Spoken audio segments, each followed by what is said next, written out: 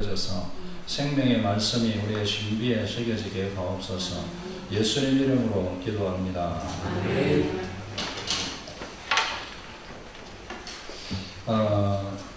오늘 제목을 돈이라고 제목을 한번 잡았습니다. 돈. 이제 물질, 재물, 재화 여러 가지로 우리 그렇게 표현될 수 있는 것이죠. 여기 보면은 돈을 사랑하지 마라. 그렇게 이제 기록을 하고 있죠. 돈을 사랑하지 마라. 돈을 사랑하지 마라. 이렇게 얘기하면 요즘 사람들은 조금 웃기는 이야기다. 이렇게 생각하지 않겠나. 그런 생각을 해봅니다. 돈이라는 걸 우리가 다 좋아하잖아요. 사랑한다 그런 표현은 좀 강할지 몰라도 돈을 다 좋아하죠. 그래서 이렇게 말하면 동의 안 하는 사람 있겠습니까? 세상에 돈 좋아하지 않는 사람 어디 있습니까? 라고 말하면 나는 돈을 안 좋아해요. 이렇게 얘기하는 사람이 거의 없겠죠. 그래서 돈을 사랑하지 말라. 이 얘기에 대해서 조금 웃기는 이야기로 생각할 수 있을 것 같아요. 유대인들의 이야기 중에 하나가 이런 이야기가 있다고 합니다. 어느 날 하나님의 천사가, 물론 지어낸 얘기겠죠. 세태를 반영하는 거겠죠. 천사가 하늘에서 내려와서 욕심이 없는 사람을 한번 찾아봐야 되겠다 하고 길을 가고 있었습니다. 그래서 사람을 만났는데 천사가 잠깐 나하고 좀 얘기합시다 그렇게 불러서 길가에 있는 돌을 주어서 금으로 탁 만들었습니다. 그래서 이 금을 갖고 싶지 않습니까? 정말입니까? 이왕이면 저 큰 돌로 금을 만들어 주시죠. 그렇게 얘기를 대답했다는 것입니다. 이제 또 길을 가는데 두 번째 사람을 만났습니다. 두 번째 사람을 만나서 말을 하니까 이 사람도 마찬가지로 더 큰 금덩어리를 갖고 싶습니다. 그렇게 해서 실망했다는 거예요. 근데 이제 세 번째 사람을 만났는데 이제 세 번째 사람은 이제 앞 사람들과 좀 다른 거예요. 이 금을 드릴까요? 금 필요 없다고. 그러면 더 큰 금을 만들어 드릴까요? 이거 필요 없다고. 그러니까 천사가 되구나. 드디어 욕심이 없는 사람 만났구나. 그렇게 하면 기뻐했다. 그렇게 하면서 천사가 그러면 내가 뭘 주고 싶은데 뭘 가지고 싶습니까? 이렇게 물었습니다. 물으니까 이 사람이 당신이 돌을 금으로 만드는 그 능력을 나에게 주십시오. 그렇게 대답했다는 거예요. 세상에 돈을 좋아하지 않는 사람, 재물을 좋아하지 않는 사람은 없다. 이런 이야기가 되겠습니다. 그러니까 누구나 다 돈을 좋아하고 사랑하고 그렇게 한다는 것이죠. 근데 이제 이 성경의 말씀이 돈을 사랑하지 마라. 그렇게 얘기를 하니까 이 이야기에 대해서 우리가 조금 이제 사실은 마음속으로도 돈 좋아하지 않는 사람 어디 있어? 그건 성경 말씀이고 현실은 다르지. 그렇게 생각을 할 가능성이 굉장히 많죠. 그래서 예수님께서 말씀하셨을 때에도 바리새인들이 비웃었다. 그렇게 말하고 있습니다. 그래서 그거는 성경의 이야기고 설교고 세상에 돈 좋아하지 않는 사람이 어디 있겠습니까? 그렇게 우리가 생각을 하죠. 그것은 우리가 사실은 이 돈이라는 것이 우리를 지켜준다라고 생각하기 때문입니다. 저는 그렇게 생각해요.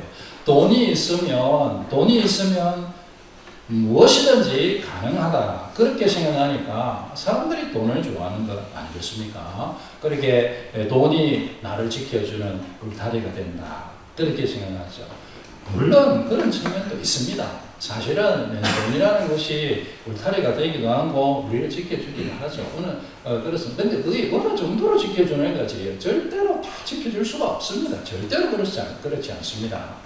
사실은 지난번에 무슨 통계를 들으니까 강남에 사는 분들이 서울에 강남에 사는 분들이 서울의 강북에 사는 분들보다 더 평균 연령이 더 많다는 거예요. 그래서 그 얘기는 뭐냐면 강남에는 부유한 사람들이 강북에 비해서 더 부유한 사람들이 살고 있고 부유한 사람들이 돈이 더 많은 부자들이 오래 산다는 것이죠. 그래 이제 요즘 여러분 그런 얘기 들어봤을지 모르겠는데 MRI라고 있지 않습니까? MRI라는 게 있는데 그 이제 MRI를 찍으려면 예전에는 돈을 많이 주고 그렇게 찍어야 돼서 찍을 사람이 잘 없었습니다. 근데 최근에 그것이 무슨 의료법이 개정되고 뭐 하면서 그것이 이제 보험이 된다는 거예요. 그러니까 보험이 되니까 저는 그거 몰랐는데 그 기사를 보고 알았습니다. 근데 많은 사람들이 MRI를 찍는답니다. 근데 의사가 생각할 때에 진단을 하고 이렇게 해서 MRI를 찍어야 되겠다 이렇게 판단이 되어서 MRI를 찍는 게 아니고 당신은 안 찍어도 됩니다 라고 얘기하는데 기필코 찍겠다는 거예요. 근데 기계는 굉장히 비싼 기계고 또 시간도 걸리고 이렇게 하니까 거의 뭐 얼마나 예약이 많이 차 있는지 어떤 사람은 실제로 이 사람은 MRI를 꼭 찍어야 되는데 몇 달을 기다려야 되는 그와 같은 상황이에요. 여러분, 뭐 그런 상황 자체도 안타깝죠. 그런데, 그럴 때에 여러분, 돈이 있는 사람 어떻게 하겠어요? 나는 보험이 필요 없어요. 난 보험 같은 거, 숫가 같은 거 안 줘도 되니까 바로 찍어주세요. 하면은, 여러분 그 MRI를 다른 사람들은 몇 개월 기다려서 찍어야 되지만 어떤 사람은 VIP 병동에 들어가서 VIP 대접을 받으면서 호텔 같은 병실에서 자기가 원하는 시간에 원하는 치료를 받는 것 아니겠습니까? 그러니까 돈이 사실은 이 땅에서 울타리가 되죠. 뭐 자본주의 사회만 그렇습니까? 공산주의는 안 그렇습니까? 제가 뭐 북한이나 중국의 이야기를 들으면 그것도 훨씬 더 심각하다고 저는 느꼈습니다. 훨씬 더 거기는 뭐 온갖 그 뇌물이니 이런 그 뒤에 음성으로 돌아가는 돈들 그것들이 얼마나 많은지. 그러니까 그 사회도 뭐 더했으면 더하지 덜하는 건 아니지 않습니까? 그럼에도 불구하고 여러분 돈이 생명을 지킬 수 있습니까? 돈이 많으면 강남에 사는 사람들이 강북에 사는 사람보다 뭐 10년을 더 살고 뭐 100년을 더 삽니까? 고작 몇 년 더 사는 거예요. 돈이 아무리 많아도 정말 중요한 것은 살 수 없는 거예요. 생명 살 수 없습니다. 건강 살 수 없어요. 사랑 살 수 없습니다. 은혜 살 수 없습니다. 하나님의 선물 살 수 없어요. 진짜 좋은 것들은 살 수 없다고요. 성경에 보니까 돈으로 하나님의 선물을 살리는 사람이 있었습니다. 마술사 시몬이라는 사람이었는데 이 사람이 베드로가 기도할 때에 그 성령이 임하시는 성령이 하나님의 선물 아닙니까? 성령이 임하시는 것을 보고서 나도 그 능력을 좀 주시오. 내가 돈을 많이 주겠소. 하고 베드로에게 말했습니다. 베드로가 뭐라고 얘기했냐면 베드로가 이러되 너가 하나님의 선물을 돈 주고 살 줄로 생각하였으니 내 은과 함께 망할지어다. 여기에 보면 내 은과 내 돈이죠. 그게 너의 돈과 내 은과 너가 함께 망할지어다. 성경에 그렇게 기록되어 있습니다.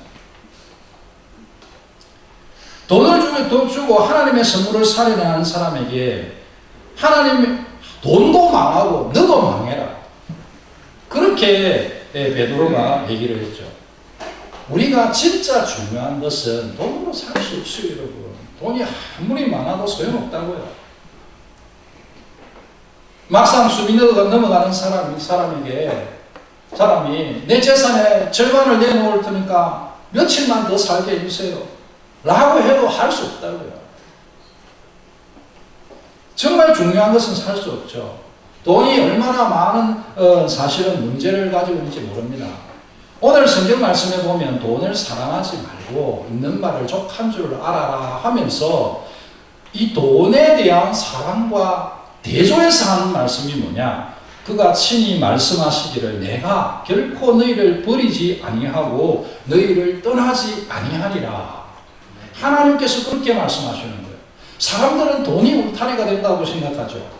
돈이 나를 지켜줄 것이라고 생각합니다. 내가 돈을 열심히 벌어서 돈을 많이 가지고 있으면 그 돈이 나를 지켜줄 거야. 나의 가정을 지켜줄 거야. 내 사업을 지켜줄 거야. 내 건강을 지켜줄 거야. 이렇게 생각을 하는지 실제로 그걸 의식을 하는지 모르지만 마음으로 그렇게 생각하면서 살아가는 거예요. 돈을 내가 많이 벌면 돈을 많이 가지고 있으면 내가 행복할 거야. 내 삶의 울타리가 될 거야. 그런 생각 아닙니까? 그런데 하나님께서는 말씀하시기를 돈이 울타리가 아니고 내가 울타리다. 그렇게 말씀하시는 거예요. 돈이 너를 지키는 것이 아니다. 돈이 너의 인생을, 너의 가정을 지키는 것이 아니다. 내가 너의 가정을 지킨다. 너의 인생은 내가 지킨다. 내가 함께한다. 그렇게 주님께서 말씀하고 계심을 믿으시기 바랍니다. 돈은 여러분 돈이 나를 지켜줄 것 같지만 돈은 결정적인 때 나를 배반한다고 생각합니다. 우리를 배반한다 생각합니다. 우리가 생각할 때 뭐 내가 뭐 이렇게 저렇게 해서 돈이 많으면 돈이 나를 지켜줄 거지 이렇게 생각하는데요. 결정적인 순간에 돈을 의지하고 있으면 그 돈이 나를 배반한다. 우리를 배반하는 거예요. 돈 때문에 얼마나 많은 사람들이 엄청난 이룰 수 없는 그런 일들을 저지릅니까? 성남에서 일어난 사건인데요. 혼자 살고 있는 어떤 여성 집 앞에 갓난아기 하나가 놓여져 있었습니다. 그래서 이 갓난아기가 놓여 있으니까 뭐 예전에 주로 뭐 그렇게 많이 했죠. 뭐 나와서 기를 수 없을 때 미혼모 같은 그런 경우 있잖아요. 요즘도 뭐 굉장한 문제들이 굉장히 있다고 생각합니다만. 근데 뭐 이런저런 상황 때문에 아이를 키를 못 낳기는 낳았는데 그렇게 해서 이제 쉽게 말하면 갖다 버리는 거죠. 근데 그렇게 했는데 불쌍하고 하니까 그 빗덩어리를 이제 데려다가 키우고 보양 먹이고 그렇게 공부시키고 해서 대학까지 졸업시켰습니다. 그리고 아이가 그러니까 커서 이분이 이제 혼자 있었는데도 굉장히 이렇게 부자였나 봐요. 그 아들이 컸다고 아들에게 세상에 18억을 주었다는 거예요. 유산으로 너는 이제 독립해서 잘 살아라 하고 18억을 줍니다. 그런데 경마장에 가가지고 3개월 만에 그걸 다 날려버려요. 그리고 돈을 더 달라고 줘주는 하고 줄 수가 없지. 그렇게 하니까 주운 아들 아닙니까? 사실 아들이지만 주운 아들이죠. 이 주운 아들이 그 은혜를 보고 청부 살인업자에게 돈을 줘서 어머니를 살해했었어요. 그러면 자기 어머니가 갖고 있는 나머지 재산이 자기 것이 될 것이라 생각했겠죠. 차라리 그 어머니가 돈이 없었으면 더 안 좋았겠습니다. 돈이라는 것은요, 절대로 울타리가 안 돼요. 우리가 잘 아는 그 박한상 사건 있지 않습니까? 제가 이 설교를 준비하는데 또 그게 생각이 나더라고요. 그래서 한번 제가 검색을 해봤습니다. 이 박한상이 그 부모님들을 살해할 때 나이가 23세였어요. 23세, 23살.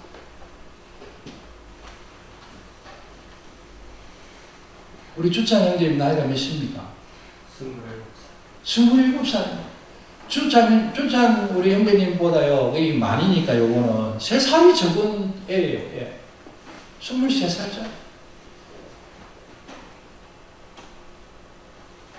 뭐 이 친구도 뭐 스토리는 비슷합니다. 막 유학을 보내고 이 아버지가 한약상을 해서 엄청 성공해서 돈을 많이 버신 부자였어요. 부모님.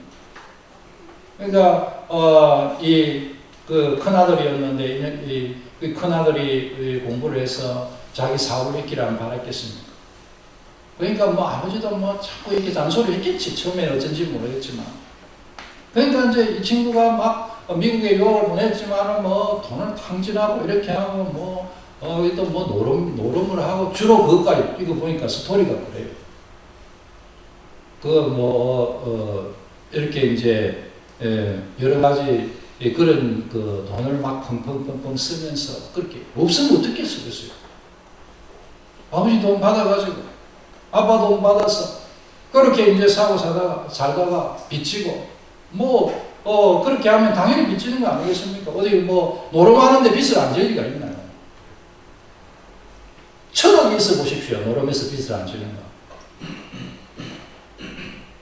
그 구조 자체가 와서 돈을 내놓고 가게 만들어 놓은 게 그 구조예요.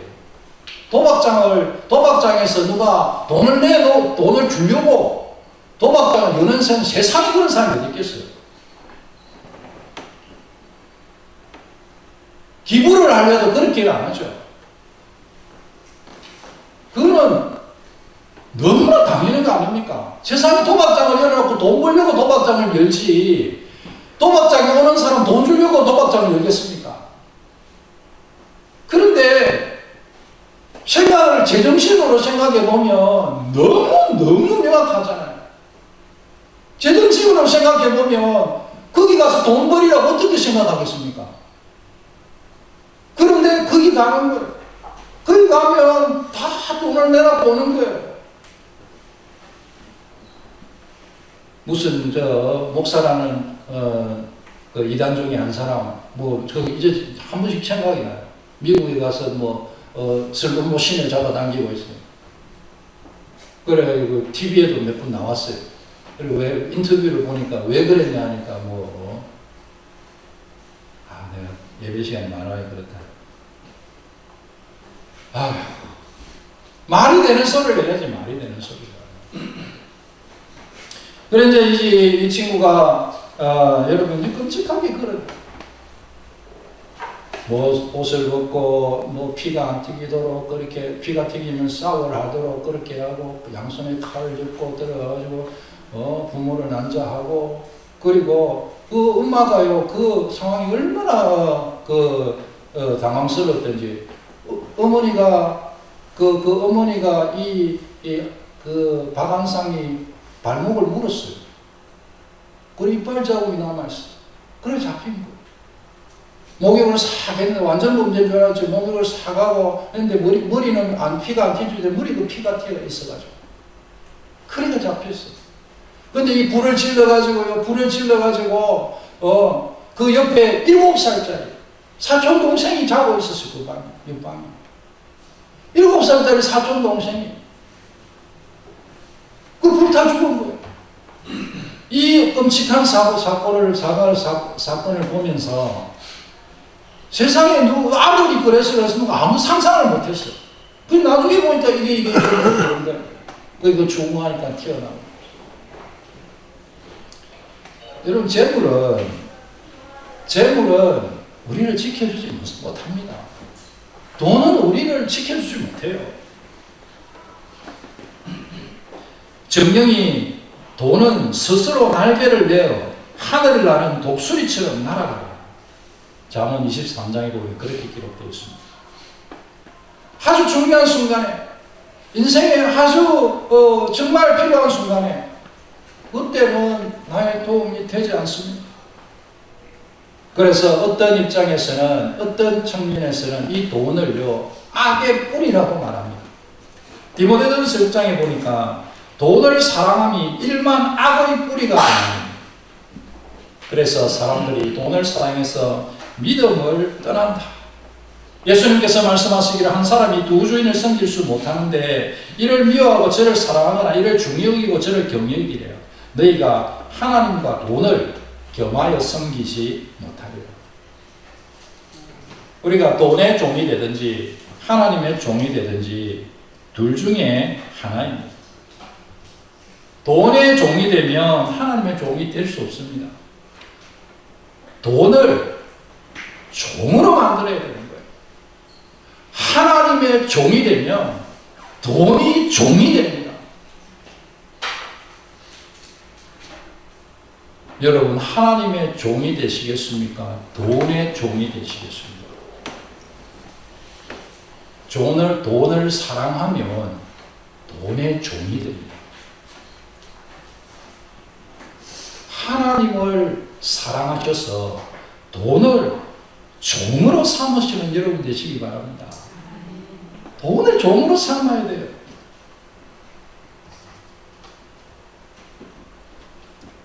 돈이 주인이 되면 하나님 주인 될 수 없습니다. 반드시 기억하십시오. 돈을 사랑하면 하나님 사랑할 수 없습니다. 하나님을 사랑하면 돈의 주인이 됩니다. 돈의 주인. 여러분 한번 따라해 주시기 바랍니다. 나는 돈의 주인이 되리라.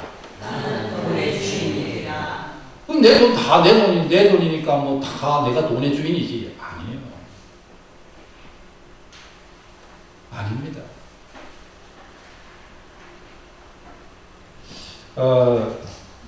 우리가요, 이 돈에 함몰될 수 있어요.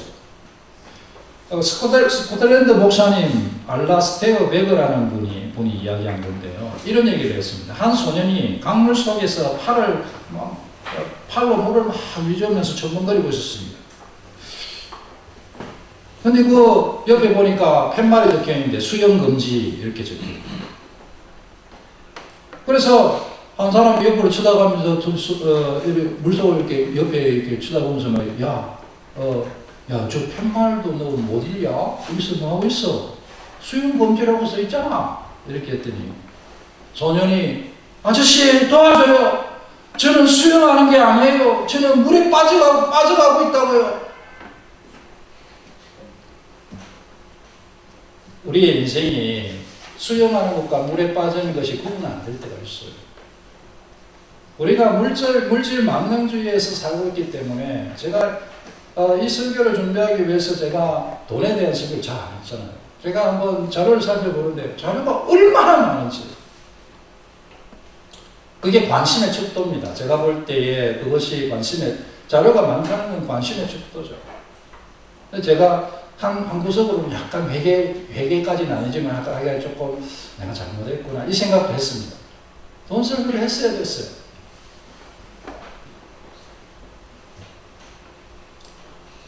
우리가 자본주의 사회에 살아가고 있으면서 내가 돈에 빠져서 죽고 있는데도 돈이라는 그 영향력에 빠져서 죽어가고 있는데도 그걸 모를 수 있어. 옆에 사람도 모를 수 있다고. 그래서 내가 지금 있는 자리가 어딘가 그걸 꼭 생각하십시오. 나는 지금 어디에 있나?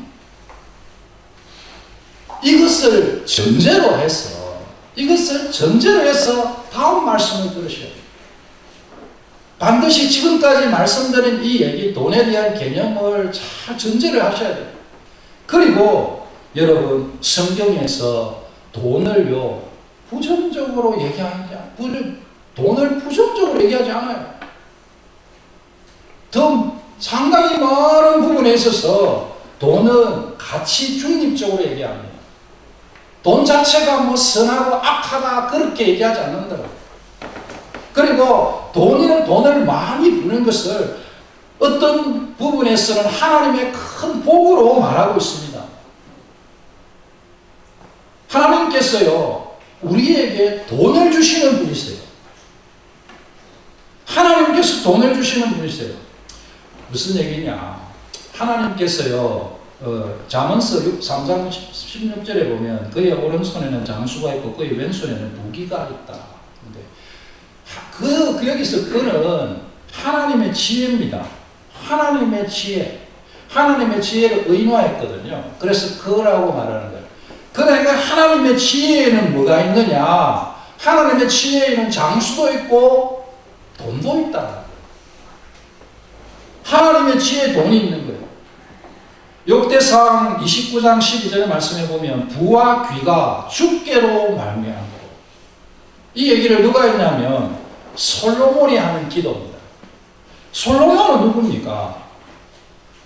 인류 역사상 가장 부유했던 사람으로 일컬어지는 사람 아닙니까? 부의 상징이라고 얘기하면 솔로몬의 부 아닙니까? 솔로몬의 옷을 보물 이 사람이, 이 솔로몬이 나의 이 부가 어디에서 왔느냐? 내가 똑똑하고 노력해서 이 부가 많이 생겼느냐? 아니라는 거예요. 하나님이 이 부를 나에게 주셨다라는 것입니다. 하나님께서 부를 주시는, 재물을 주시는 분이십니다. 하나님께서 돈을 주시는 분이세요. 안 믿어집니까? 하나님께서 돈을 주시는 분이세요. 우리 삶의 사람들 주변에 보면은 돈 많은 정말 하나님이 주신 부자들 많습니다. 성경에 보면 아브라함도 부자고 이삭도 부자고 야곱도 부자고 욥은 얼마나 부자였냐면 당시에 그 동방에서 최고의 부자였습니다.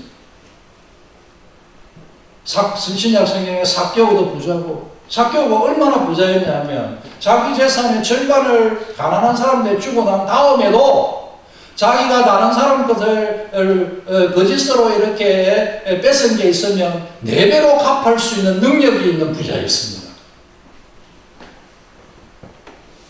아리마다의 요셉 부자였습니다.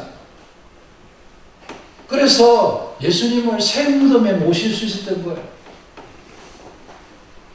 다 가난한 사람들만 있었으면 예수님을 새 무덤에 어떻게 모셨겠어요? 아리마다의 사람 요셉이 부자라 가지고 예수님을 새 무덤에 모신 거예요. 우리가 알고 있는 요한 웨슬레 감리교의 창시자 아닙니까? 근데 이분이요, 우리가 생각할 때, 굉장히 가난한 분이었겠다, 아무것도 안 가진 분이었겠다. 기독교는 무소유 아닙니다, 여러분. 물질 만능주의 당연히 아니죠. 그러나 무소유도 아닙니다. 그래서 이분이요, 요한 웨슬레가 당대의 재산가였대. 엄청나게 많은 재산을 가지고 있었습니다. 한때는 영국 돈으로 그 당시에 4만 파운드를 기부한 적도 있네요. 엄청나게 큰 돈이죠. 제가 계산할 때는. 지금도 큰 돈입니다. 그러나 이분이 돌아가실 때는 28파운드밖에 되지 않았다. 자기의 전 재산. 엄청난 부자인데 다 나눠주고 가신 거예요. 하나님께서 우리에게 부를 주시는 분이십니다. 하나님이 주시는 이 부가 있다는 것을 여러분 아셔야 돼요. 하나님께서 주시는 부가 얼마나 좋은가 하면 잠언 10장 22절에 여호와께서 주시는 복은 사람을 부하게 하고 근심을 겸하여 주지 아니하시니. 우리가요, 부자들 보면 근심 없는 부자 잘 없습니다. 자식들이 싸우든지 몸에 병이 있든지 사업 문제가 있든지 주변 사람들의 지탄을 받든지 가만히 있는 대로 부자는 힘들어요. 돈이 많으면 그 주변에 얼마나 사기꾼 부분들이 많겠습니까? 제가 돈이 없으니까 좋은 거는요, 작은 교회 목사가 돈이 없으니까 좋은 거는 진짜 친구를 눈에 알아볼 수 있게 된 거예요. 돈이 많고 큰 교회 목사 되보십시오. 다 주변에 사람들이 꼬일 텐데 얼마나 사기꾼이 많겠어요. 아무것도 가진 거 없으니까 올 사람이 없어요. 얼마나 좋아요. 부자들은 문제가 많아요. 근심이 많다고요. 어떤 강남에 100평짜리 아파트에 살아도요, 만나면 눈물을 펑펑펑 쏟는 거예요. 얼마나 근심이 많은지. 그런데 오늘 성경 말씀에 하나님께서 부하게 해주시면 근심을 겸하여 안 준다는 거예요. 이런 부자 다 되시기 바랍니다. 하나님께서 나를 구하게 해주십시오. 그리고요, 하나님이 주시는 분은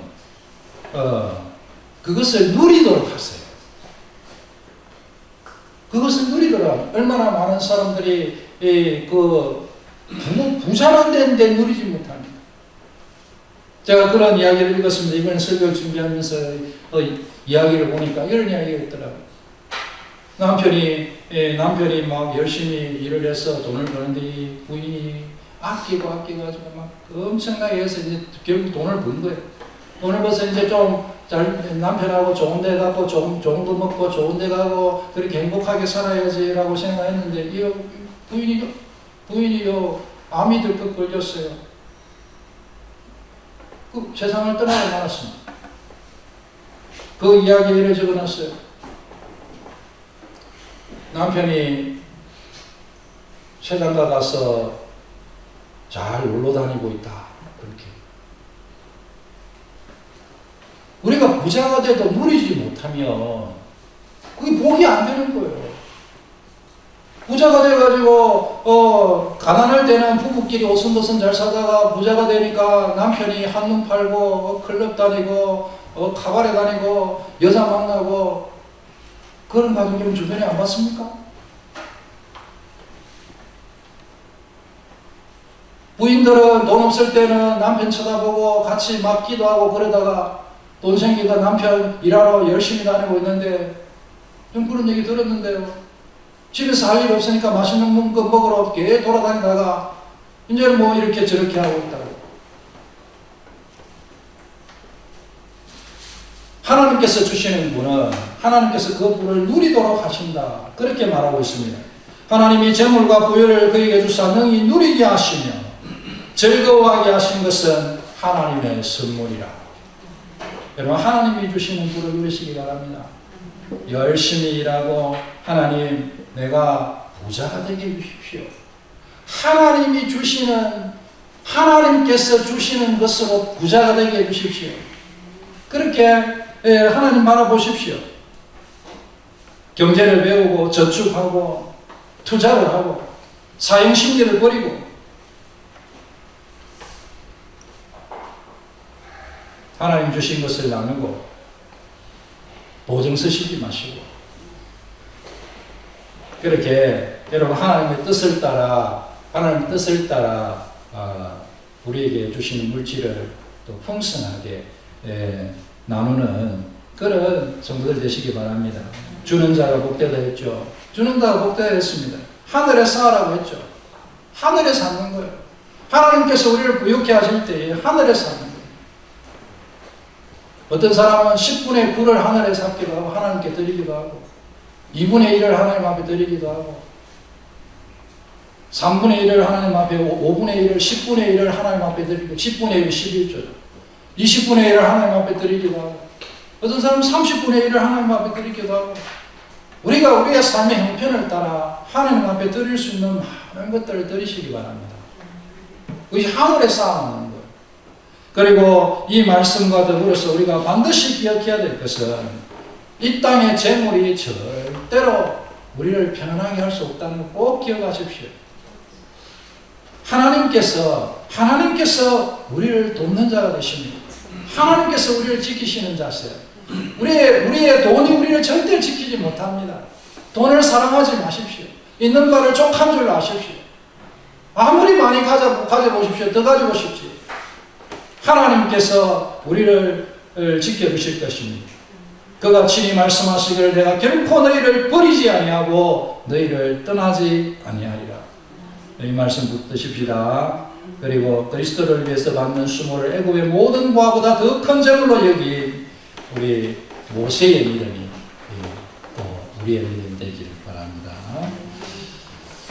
은혜로우신 주님, 이 한 시간에 종이 하나님 말씀 전가하였습니다. 우리 주님께서 신령 가운데 은혜 베풀어 주셔서 하나님의 말씀이 신비에 새겨지게 하옵소서. 하나님